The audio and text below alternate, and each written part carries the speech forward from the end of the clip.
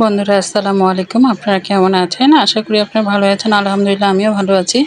আজকে নিয়েছি ফ্রিজের গরুর মাংস, আর এখানে 1 কেজি গরুর মাংস আছে, আর নিয়েছি সাথে মূলা। আপনারা কে কে গরুর মাংস দিয়ে মূলা খেয়েছেন অবশ্যই কমেন্ট করে জানাবেন। আর প্রথম থেকে শেষ পর্যন্ত ভিডিওটা দেখবেন। ভালো লাগলে একটা লাইক সাবস্ক্রাইব করে পাশে থাকবেন বন্ধু হয়ে। কড়াইয়ের মধ্যে দিচ্ছি পেঁয়াজ কুচি। আজকে একটু হাতে মাখা রান্না করব। আমি সব শিলপাটায় বেটে নিয়ে এসেছি। দিচ্ছি আদা রসুন বাটা, গরম মশলা বাটা, আর দিচ্ছি শুকনা মরিচ বাটা। এখানে আমি সব শিলপাটা থেকে বেটে নিয়ে আসে একটা প্লেটের মধ্যে আমি নিয়েছিলাম। আর এই হাতে মাখা গরুর মাংস খেতে কিন্তু অনেক মজা লাগে। আপনারা যদি একবার ট্রাই করে দেখতে পারেন। এখানে দিচ্ছি পরিমাণ মতো হলুদ, স্বাদ মতো দেব লবণ, আর সামান্য একটু তেল।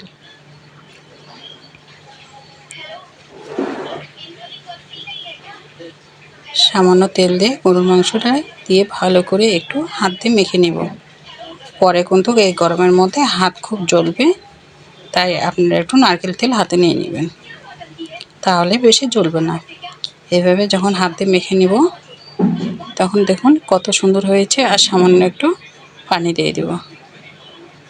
যে বাটিটাতে মরিচ ছিল সেই বাটিটা দিয়ে একটু ধুয়ে পানিটা দিয়ে দিলাম। আজকে আমি মাটির চুলা যাব না, আজকে আমি গ্যাসেই রান্না করব। তাই গ্যাসে আপনাদেরকে রান্না করে দেখাচ্ছি। গ্যাসে বসিয়ে দিয়েছি, চুলার আঁচটা মিডিয়াম আঁচে রেখেছি।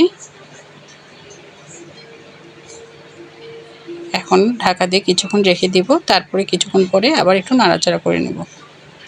এই যে এখন দেখুন কত সুন্দর একটা ব্লক এসেছে, আর কত সুন্দর একটা ঘ্রাণও বের হয়েছে। আবার কিছুক্ষণের জন্য ঢাকা দিয়ে রেখে দেব। ঢাকা দিয়ে আবার যখন মাংসটা একদম কমে এসেছে তখন আমি উপরে একটু ধনিয়ার গুঁড়া আর জিরার গুঁড়া ছিটিয়ে দেব। দিয়ে ভালো করে মাংসটাকে এখন মশলা দিয়ে কষিয়ে নেব। এভাবে আস্তে আস্তে চুলার আঁচটা কমিয়ে দিয়ে মাংসটাকে ভালো করে কষিয়ে নিতে হবে। যখন কষানো হয়ে যাবে তখন আবার একটু পানি দিয়ে আবার একটু কষাবো। যত মাংস কষাবেন ততই কিন্তু খেতে ভালো লাগবে। এভাবে মাংসটাকে একদম ভাজা ভাজা করে নিয়েছি, আর দেখুন একদম পাতিল থেকে ছেড়ে দিচ্ছে।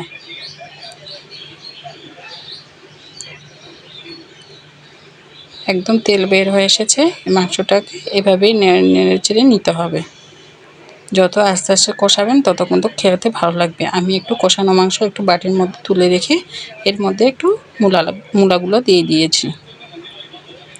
আর এভাবে কিন্তু মূলা দিয়ে গরুর মাংস খেতে কিন্তু অনেক মজা লাগে। আপনারা কে কে খেয়েছেন অবশ্যই জানাবেন।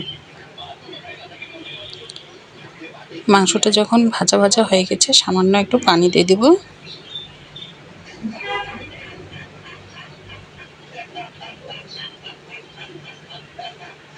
সামান্য একটু পানি দিয়ে ঢাকা দিয়ে কিছুক্ষণের জন্য রেখে দেব।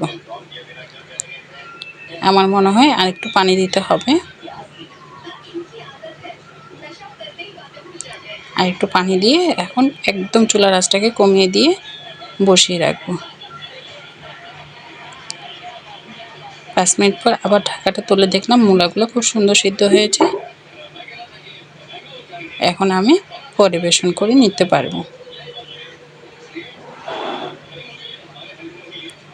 এখন আমি পরিবেশন করে নিয়েছি। দেখুন তো বন্ধুরা, একটু ধৈর্য সহকারে রান্না করলে কিন্তু রান্নাটাও ভালো হয়, খেতে মজা হয়। আসসালামু আলাইকুম, ভালো থাকবেন সবাই।